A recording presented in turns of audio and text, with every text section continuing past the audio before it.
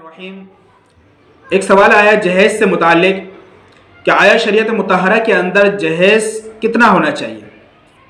جان لینا چاہیے کہ آج کل جو ہمارے معاشرے کے اندر جو لاکھوں روپے کے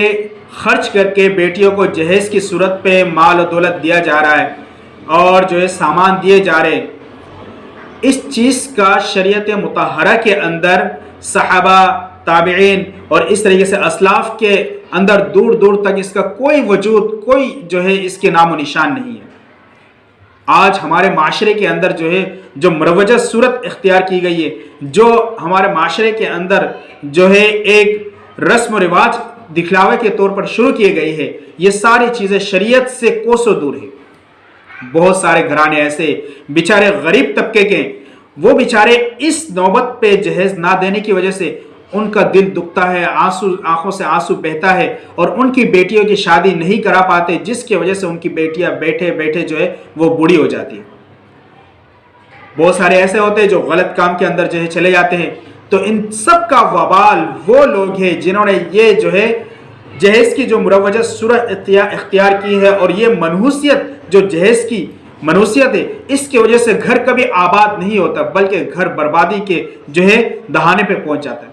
آج کل ہمارے گھروں میں کیوں برکتیں نہیں ہیں، ہمارے میاں بیوی کے اندر کیوں اتحاد، محبت، اتفاق نہیں ہے؟ کیونکہ ہم نے شریعت مطہرہ کو چھوڑا، نبی کے سنت اور طریقوں کو چھوڑا، جس کی وجہ سے آج ہمارے درمیان وہ محبت باقی نہیں، ہمارے میاں بیوی کے اندر وہ اخلاص باقی نہیں، ہمارے اندر وہ محبت، وہ اتحاد، اتفاق نہیں رہا جو ہونا چاہیے۔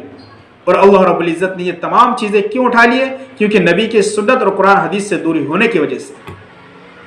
فلہذا جہیز، شادی بالکل سادی ہو، ہر ایک لڑکی کو جو ہے اس کا گھر بسانا اس کا حق ہے والدین کے اوپر۔ اب وہ والدین کے اندر اتنے استطاعت نہیں ہے، جس کی وجہ سے وہ بیچارہ جو ہے سماج کے سامنے، لوگوں کے سامنے اس انداز پہ نہیں آ سکتا، پھر اس کی شادی نہیں ہوتی ہے، اور اگر کرتا ہے بڑی مشکل سے تو قرض لے کے کرتا ہے، اور اسی قرض کے اندر ڈوب کر وہ بیچارہ جو ہے آخری سانس اسی میں نکل جاتا ہے۔ فلہذا جو لوگ مالی استطاعت ہے، اگر دینا ہے بیٹی کو تو اسے جہیز نہیں، بعد میں دے، بیٹی ہے بعد میں دے، لیکن نمائش کرنا، لوگوں کو بتانا، دکھانا، چرچا کرنا اور اس پر فخر کرنا، غرور کرنا، اور 10 لوگوں کی دل آزاری کا وہ سبب بن رہا ہے، 10 لوگوں کی آنکھوں کے آنسو کے وہ سبب بن رہے، یہ ساری چیزیں شریعت کے خلاف ہے، شریعت کے مجاز کے خلاف ہے، سنت کے خلاف ہے، اور اسی کے اوپر اللہ کی طرف سے عذاب اور غضب بھی ہے، جس کی وجہ سے آج کل ہمارے معاشرے کے اندر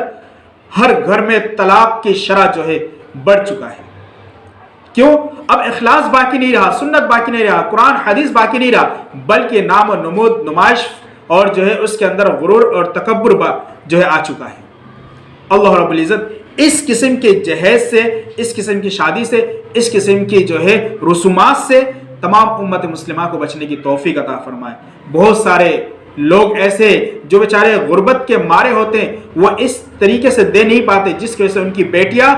کسی غلط راستے میں چلی جا رہی ہے، جس کی وجہ سے ان کی بیٹیاں جوانی میں بوڑھا ہو رہی ہے، جس کی وجہ سے ان کی بیٹیاں جو ہے دوسری طرف جو ہے نکل رہی ہے، اور اس سب کا وبال، عذاب جنہوں نے یہ برائی کا ایجاد کیا ان کے ماتھے پہ بھی آئے گا۔ اللہ رب العزت ہمیں دین شریعت کو صحیح معنوں پہ سمجھ کے اس پہ عمل کریں۔